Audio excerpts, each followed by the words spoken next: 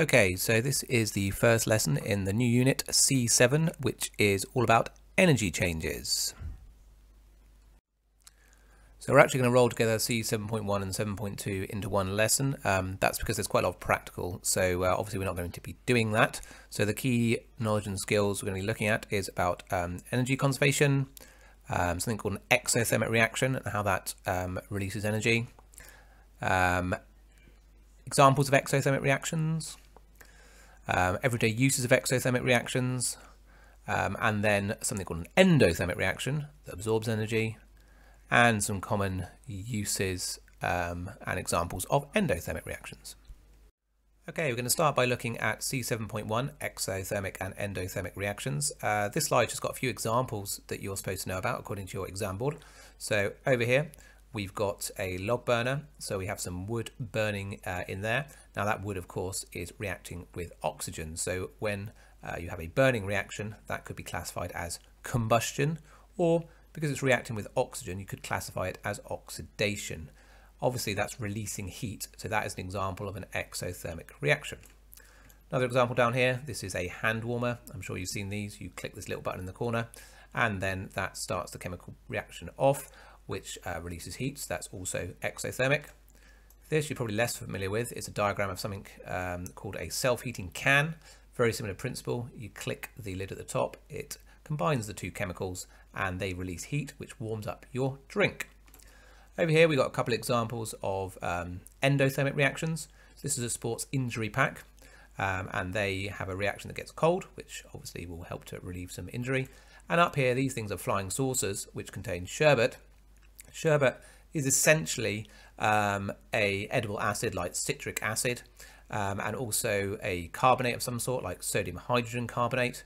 And then when those two things react together in the presence of water, like in your mouth, they will produce CO2, carbon dioxide gas, which gives a kind of fizzy sensation. So first up, a formal definition of an exothermic reaction.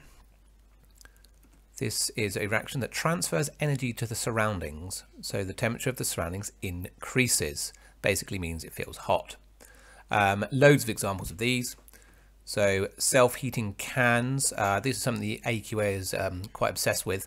They're not super commonly used, but basically you have a reaction in the bottom of a can, you pop a little button and it warms up the contents. And hand warmers, which I'm sure you're much more familiar with. Combustion, that means burning things basically. Obviously that releases heat, so that must be exothermic.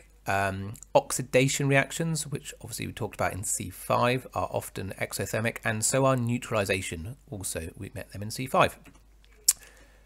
Right, so formal definition of an endothermic reaction. So that absorbs or takes in energy from the surroundings, so the temperature of the surroundings decreases. So basically that means they feel cold. Much less common. Sports injury packs, so where you crack them and then they basically keep you cold. That's one example. Thermal decomposition. So what we mean by that is heating something, so providing energy for it to break down. So obviously that gets absorbed, so that's an endothermic reaction. And citric acid and sodium hydrogen carbonate. Now that's in there because if you're doing the practical, that is a particular example that gets cold. So as I said, a lot of this is practical. First bit's about how you might actually measure a temperature change. Now it says here you're going to measure the change of 4 chemical reactions. Obviously we're not going to be able to do that, but you might have to design a results table as part of your exam. So see if you can design a results table to record start temp, end temp and the temperature change for 4 chemical reactions. Okay, hopefully you have a table that looks something like this. So your first column would be the type of reaction, and then you would need 3 columns for starting temperature, end temperature, and then you would take one from the other to calculate the temperature change. You may well have done each one maybe 3 times, then you could calculate an average, but that's the general sort of way your table should look. Right, so now we're going to have a look at using energy transfers in these particular reactions. Now, first up, you should be familiar with the law of conservation of energy. So see if you can have a bit of a think about what that is.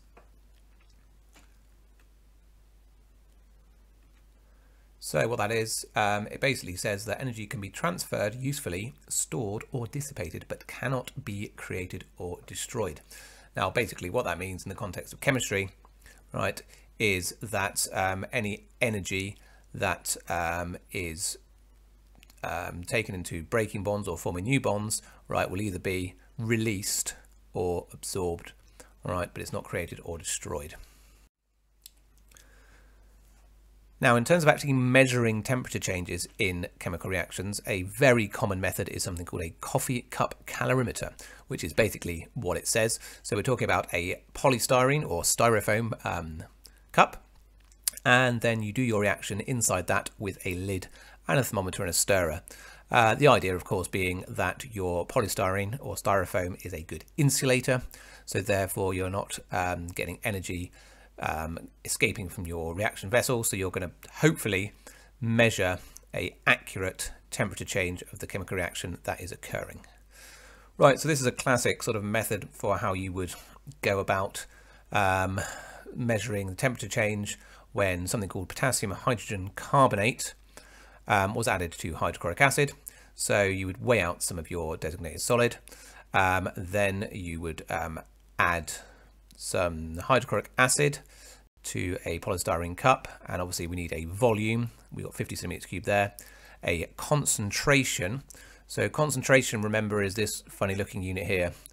It stands for moles per decimeter cubed, or MOL dm -3. That's a measure of the concentration, right? And we're supporting it in a 250 centimeter cube beaker. That's because when you actually do this, you'll find that if you don't do that, essentially the thing topples over. So that's just there to stop it falling over. Obviously you measure the starting temperature of the acid and then continue monitoring the temperature while adding the potassium carbonate to the acid and stirring. Record the lowest temperature reached. Right, okay, so if this is lowest temperature, that implies this particular one is an endothermic reaction. The actual equation for the reaction is written here. So this is potassium hydrogen carbonate, which is a solid, and you react it with your hydrochloric acid, and it generates potassium chloride, carbon dioxide, and water. So you can see I've got a lid on this one. Now, obviously, you want to be a little bit careful with this reaction, because if you have a very close-fitting lid, you're going to have issues here that the pressure will build and it explodes. So you have to be a bit careful. So this is the sort of results table you might get from this experiment. You will notice that we have mass of potassium hydrogen carbonate here, increasing in 2 gram intervals. So interval is the word you use to describe the difference between these numbers. And if you were talking about variables for this reaction, which is always a good thing to chat about in this unit, you would say that the mass of potassium hydrogen carbonate is the independent variable. Independent variables always go in the first column of a results table. So it's the thing we're changing, 2, 4, 6, 8, 10. And then the dependent variable, so that is the thing we're measuring, will be the temperature. And they're always in the second column. Now I know we've got 3 here, start, end, and change, but essentially it's the temperature that we're actually measuring. Control variables will be some of the things that were mentioned in the method. So obviously it said it was 50 centimeters cubed of the acid. That would be a control variable, volume of acid. You had the concentration of the acid as well, which was 1 mole per decimeter cubed. That would also be a control variable. And there's that reaction again, just for fun. Okay, so this initially looks like it can't be the graph of these results because it said that it was going to decrease in temperature. But if you look carefully over here, it is a mean temperature decrease that we have got written here. So it says decrease. All right, so that means that it's gone down by 1, 2 and a bit, 3 and a bit degrees. So it's decrease in temperature. So you got your independent variable on the bottom here, your mass of potassium hydrogen carbonate, and then our dependent variable, the thing we're measuring up the y-axis. This will always again be the case, your independent variable on the x and the dependent on the y. Now it's a bit of a funny looking graph. This actually is in 2 stages. You've got a stage here, I haven't got a ruler, but it essentially kind of goes, whoops, up like that in a straight line. I've actually deviated towards the anomalous point there, which I shouldn't have done. So that should be a straight line. And then you've got a second part here that kind of looks like it's a bit more like that, and a straight line there. And I will have a bit of a think about why that might be in a second. Okay, let's have a bit of a think about what that graph was telling us then on the previous slide. So there's our reaction again, and the graph appeared to flatten off. So we had that flat section at the top. Now there has to be a reason for that. Now if you think about what we were doing, we were adding potassium hydrogen carbonate to a fixed volume of hydrochloric acid. So we added 2, then 4, then 6, then 8 grams. Now of course there will come a point where the quantity of potassium hydrogen carbonate added, so the mass added, will be greater than the mass required to react with all of that acid. And at that point, you'll end up with leftover potassium hydrogen carbonate that won't affect the reaction. So that, you might remember this terminology, all right? There's a word we use to describe that. So at that point, the graph flattened off because the potassium hydrogen carbonate was in excess. That means there was extra potassium hydrogen carbonate than you needed. So here's a little bit of maths. Can you prove the potassium hydrogen carbonate was in excess after 5 grams was used? Well, this is going all the way back to C4 and some moles calculations here. All right, so what you need to do, and you will probably want to have a little bit of a pause of the video before you have a look at the rest of it, is use the volume and concentration to work out the moles of hydrochloric acid. Then if you look at the equation, it tells you they react in a 1-to-1 ratio, so that will tell you the moles of potassium hydrogen carbonate. And then of course you can work out the maximum mass required to react with the hydrochloric acid. Pause it and have a go.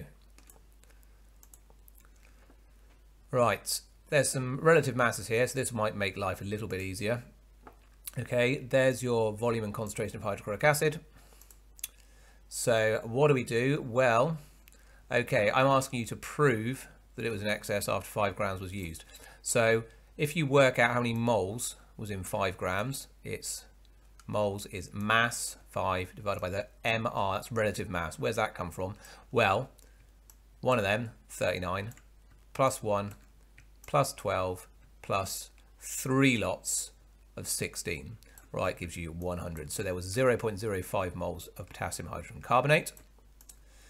Then moles is concentration times volume. Both of these two equations, I'm afraid you need to learn.